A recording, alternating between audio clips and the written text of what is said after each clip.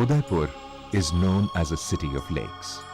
This describes not only Udaipur's natural beauty, it also signifies Udaipur's dependence on its lakes for its survival.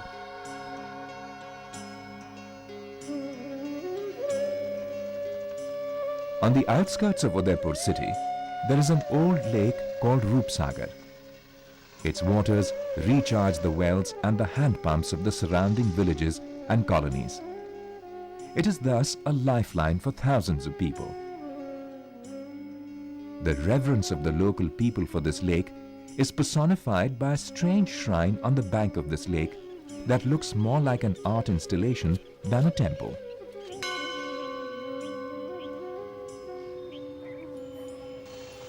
This lake is now facing a twin threat, one from mushrooming colonies in its overflow area, and the other from heavy inflow of marble slurry into its waters. Though the administration has started supplying piped water to these colonies, the water supply remains erratic and inadequate. Therefore, the people continue to draw additional water from hand pumps. मेरा गांव रूपसागर के किनारे बसा हुआ है। रूपसागर के पास में कम से कम 10,000 लोग रहते हैं। 5 साल पहले जब मैं आया था इसी हैंडपंप से पानी भरता था और आज भी इसी हैंडपंप से पानी भरता हूँ। इसमें क्या है कि ये जो हैंडपंप है इसमें अत्यधिक मार्बल सैलरी आ रही है। जब मैं फर्स्ट में आया था तो बिल्कुल भी मार्बल सैलरी नहीं आती थी। आज इतनी ज़्यादा मार्बल सैलरी आ रही है कि इस पानी को लाने से इतनी ज़्यादा प्रॉब्लम होती है कि हमारी साग सब्जी नहीं पकती है। साग सब्जी नहीं पकेगी तो पेट में प्रॉब्लम होगी, ये सब आप जानते हैं। हमारी तो हालत फिर भी अच्छी है, पर हमारे पास के एक चोरवाड़ी गांव है, जैसे काली मंगरी गांव है, भोवाना गांव है, इन गांवों में इतनी ज़्यादा प्रॉब्लम है इस मार्बल सैलरी से, वो लोग यहाँ से पानी भर के वहाँ ले जाते हैं।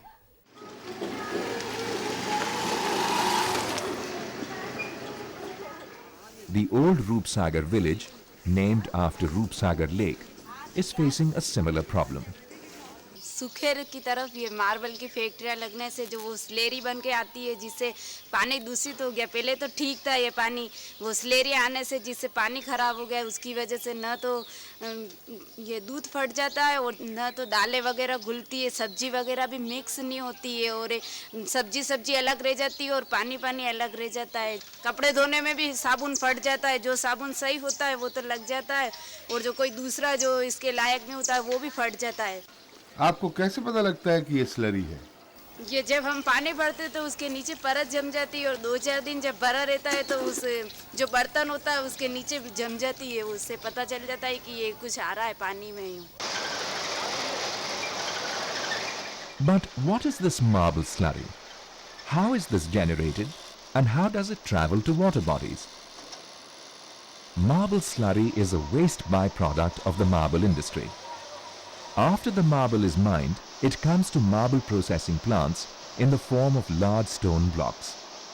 The processing plants cut these blocks into thin slabs.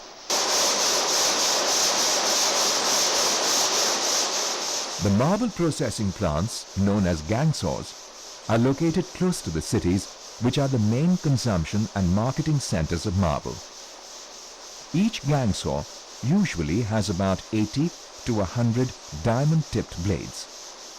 Each steel blade is of usually 5 mm thickness and a marble slab of 20 mm thickness. Thus, in the process of cutting, about 20% of marble becomes fine powder. Water has to be continuously poured on the cutting blades as a coolant. This mixture of water and marble powder becomes marble slurry.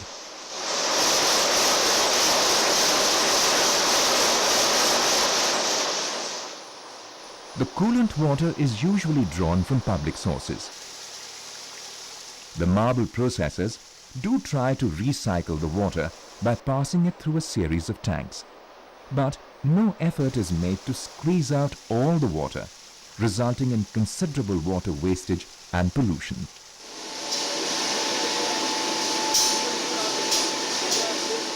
After the marble slabs are cut, these are given a smooth and shining surface by mechanical grinding with abrasives. Here again, a lot of water is used as a coolant, resulting in additional generation of slurry. In the entire process of cutting and polishing, about 25% of marble gets converted into slurry and waste. The marble slabs are then transported for use to different parts of India. From ancient times, temples, tombs and sculptors have been the main users of marble because of its association with beauty and purity. Of late, it has also become fashionable to use marble in upmarket buildings. This has made the exploitation of marble unsustainable. To return to the story of marble slurry, Udaipur has 100 gang saws with an installed processing capacity of about 4 to 500,000 tons of marble per annum. There are no official figures of the slurry that is generated. However, according to estimates made by Indian Environmental Society and a government body called Technology Information Forecasting and Assessment Council, or TIFAC, the slurry produced in Udaipur varies between 95,000 tons to 150,000 tons per annum. This includes about 35 to 45% of water, which is a part of marble slurry. The amount of slurry and the problems of its disposal are therefore enormous.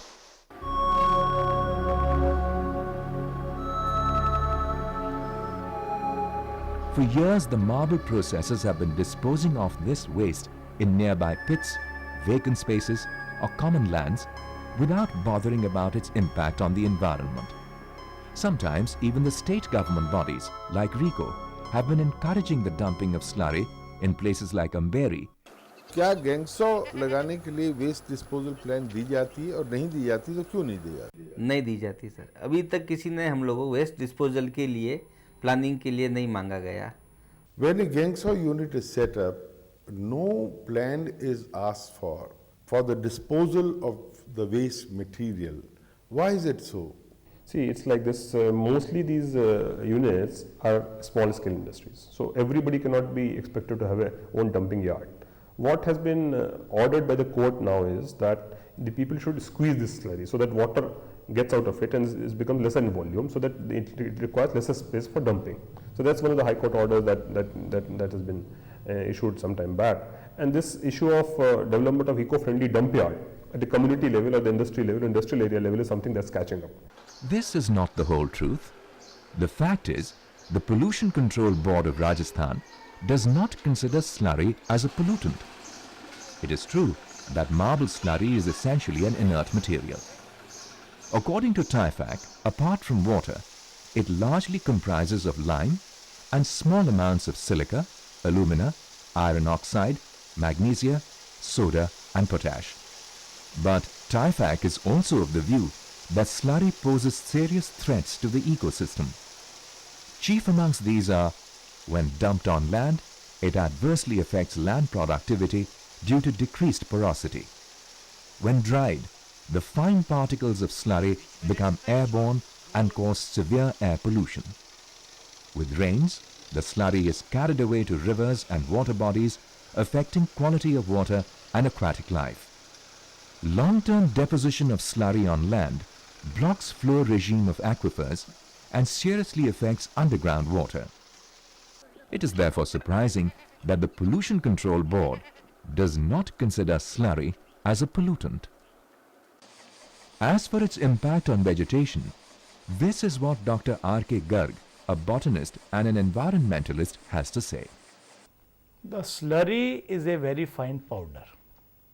When it is generated, it is in the liquid form, but slowly and slowly it dries, and when it becomes a dry powder, it can be carried with the air to long distances, especially in summer season.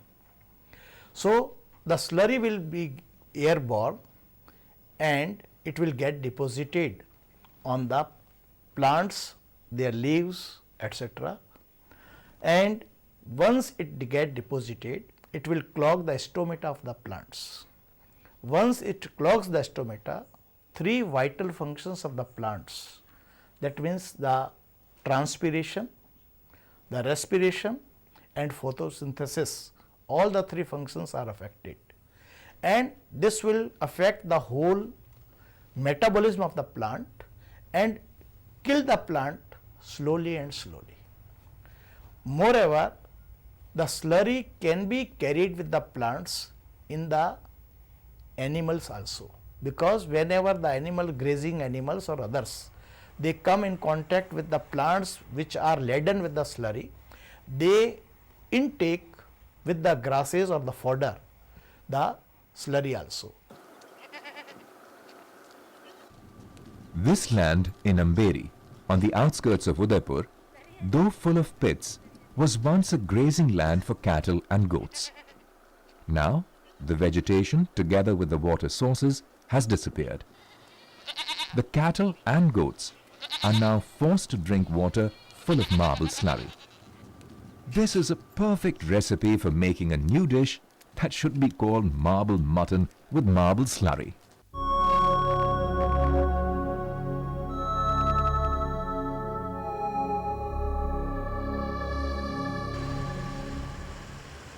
The story of irresponsible disposal of marble waste actually begins with marble mining.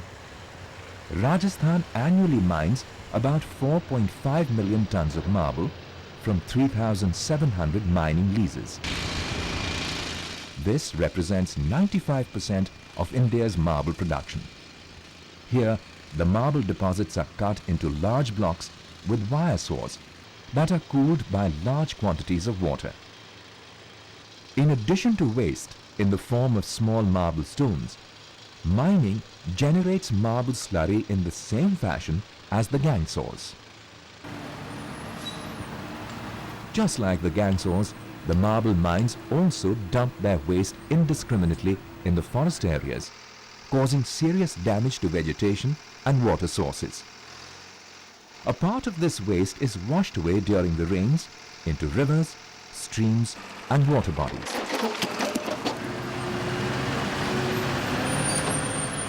The marble blocks from the mines are transported to marble processors in trucks that are generally overloaded.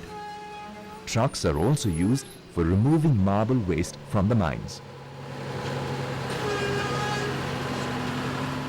Apart from noise pollution, these trucks create serious air pollution, which affects the health of the people living in the surrounding villages.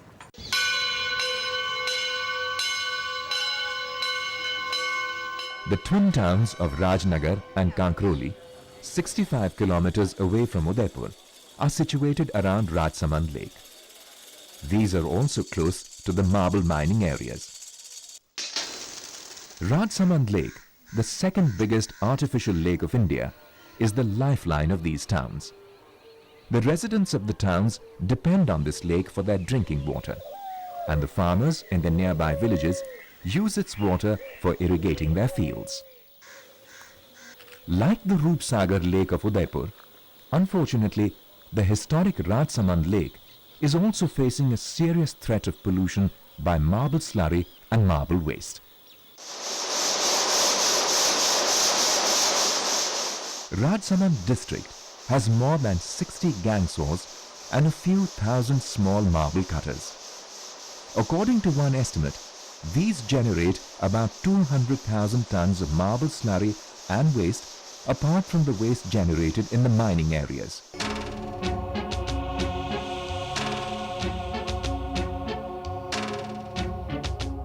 As in Udaipur, this slurry is required to be dumped in a place on the outskirts of the city. Over the years, a huge, desolate moonscape has been created here in the midst of green fields. This is a disaster in the making.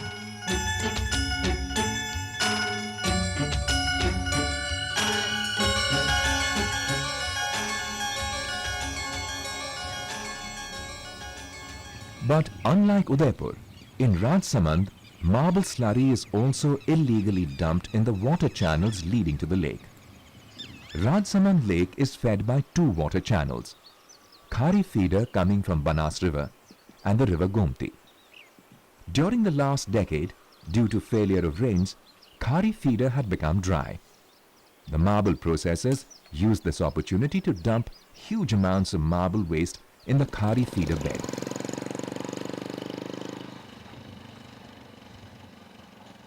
The Gomti River was given a similar callous treatment. A local NGO called Lok Adhikar Manch, led by advocate Sampat Lal Ladha, has been campaigning against this dumping.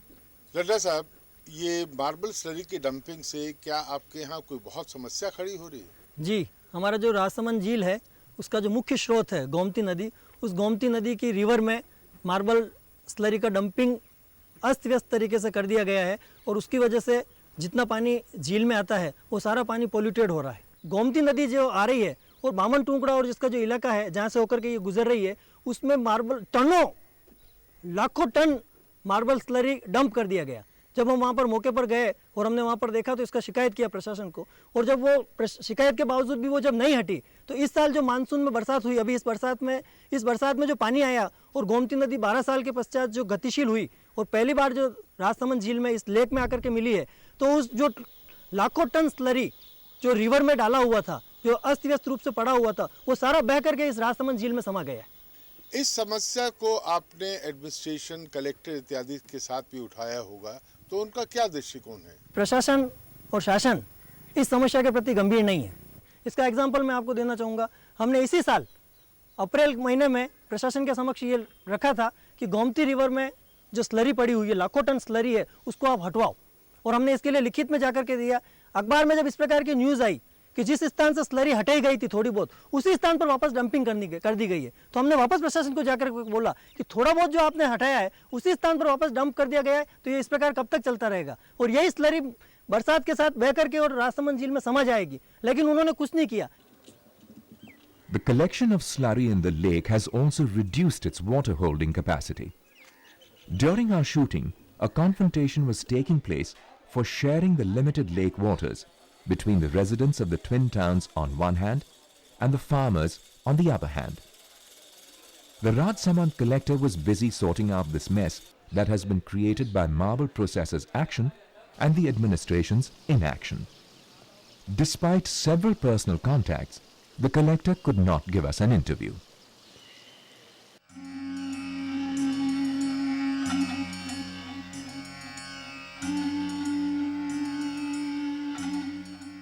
If Udaipur, the city of lakes, does not wake up soon enough to save its lakes, it is likely to face similar battles for water as are now being waged in Rajsamand. As for Roopsagar Lake, it is already dying. Its problem started in the 1980s when the dumping of slurry began in an abandoned stone quarry in its catchment area. In the mid-1990s, the local administration informally encouraged further slurry dumping here for levelling the land to construct a cricket stadium. The drinking water of the adjoining villages such as Chor Baudi and villages around Roopsagar Lake was immediately affected by the slurry. A Kachi Basti had come up adjoining the cricket stadium in 1994. 2 hand pumps were installed here in 1999. These were also affected by the slurry. तो 1999 में जब आपके यहाँ handpump मिल गया, उसके बाद तो पानी की कोई दिक्कत नहीं? पानी की दिक्कत तो हो गई, इसलिए हो गई सर कि इधर सारे ये अपने सैलरी के जो खड्डे, पहले जो खड्डे थे पत्थर निकाल के ले जाते थे लोग मकान बनाने के लिए, उनके घेरे घेरे खड्डे थे 500 700 स्क्वायर फीट में, मतलब 500 बाई मतलब 70-80 फीट गहरे खड्डे थे, उनमें सारे में सैलरी भर दी इन लोगों ने। वहाँ से भरते भरते सारे खड्डे इधर करीबन यूँ समझो आप 60-70 खड्डे थे जिनमें हज़ारों टन सैलरी भर दी इन्होंने। और वो जब वो पानी उन्हीं खड्डों से हमारे यहाँ आता था तो वो खड्डे अंदर सैलरी भर दी, अब वो पानी आना बंद हो गया और जब वो आता भी है तो वो सैलरी उसके साथ आती है। और पहले अब इधर स्टेडियम में भी लगाया इन्होंने, इधर भी खड्डे थे तो इधर के भी भर दिए, सारे सैलरी भर दी। अब चारों तरफ हमारे सैलरी हो गई और एक सैलरी और इधर डालने लग गए। अब चारों तरफ हमारी सैलरी हो गई तो पानी तो खराब हो ही गया।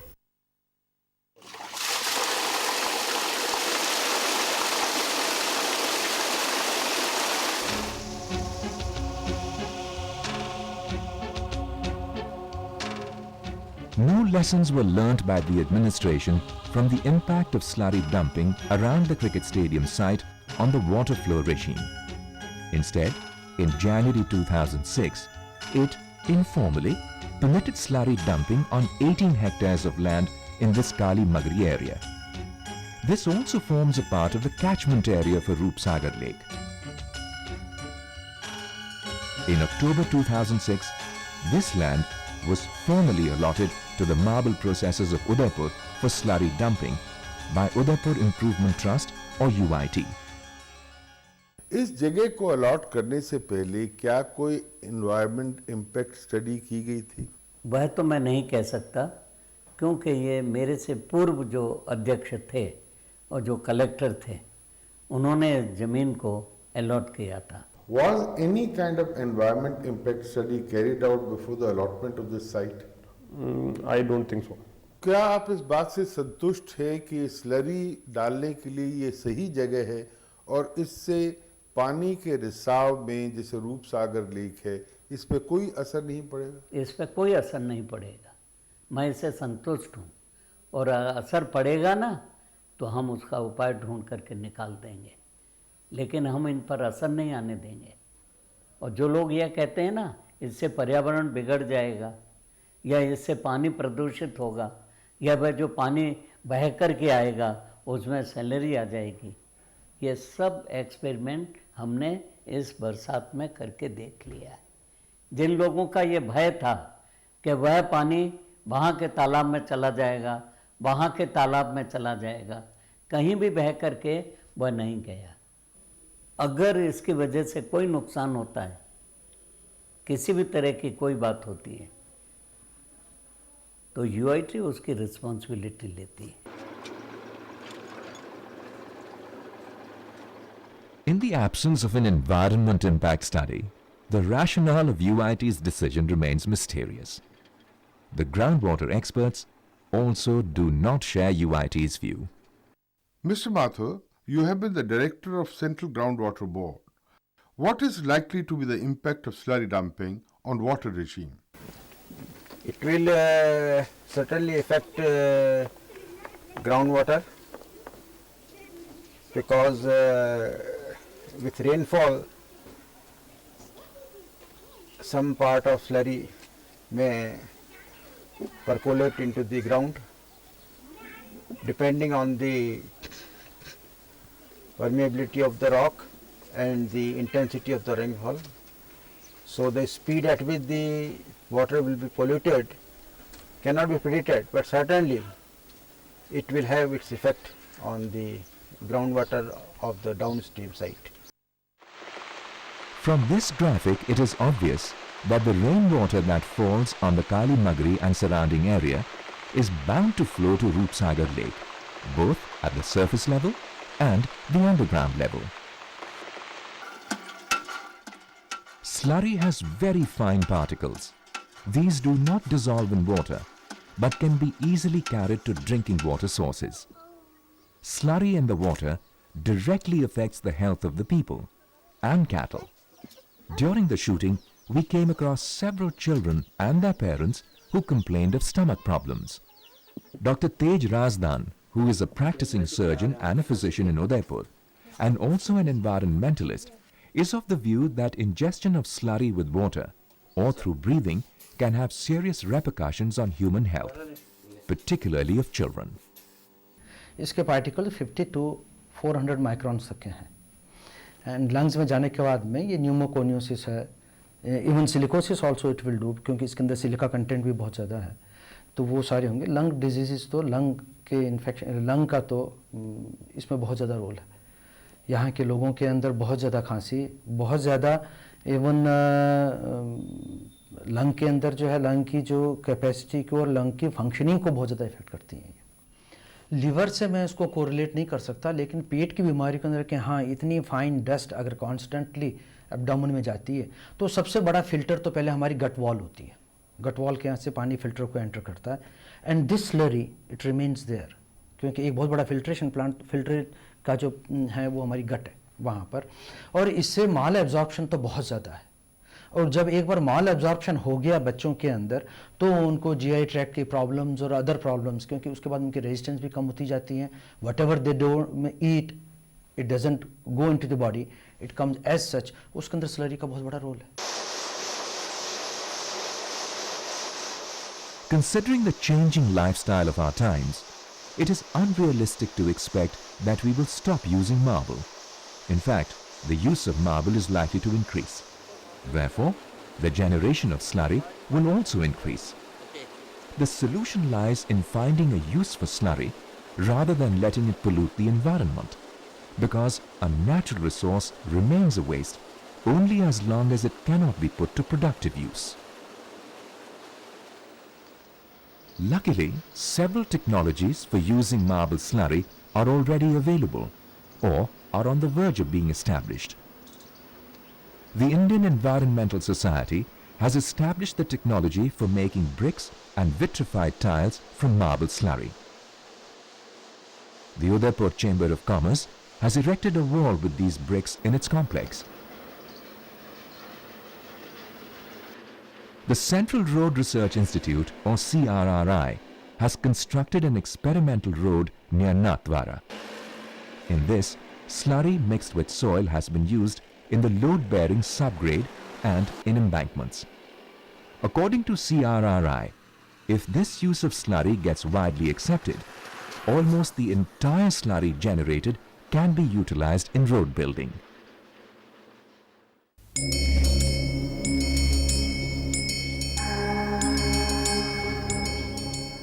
The dying Roopsagar Lake of Udaipur and these goats drinking water full of slurry are warning symbols. These convey a clear warning that the price of employment and the apparent prosperity generated by the marble processing industry is being paid by ordinary people who are forced to consume marble slurry. Solutions are available for dealing with this problem. The need is to adopt these solutions urgently and on a wide scale. Otherwise, there is a danger that in the not too distant future, Udaipur may cease to be known for its lakes. Instead, it might acquire the dubious distinction of inventing a new dish called marble mutton with slurry water.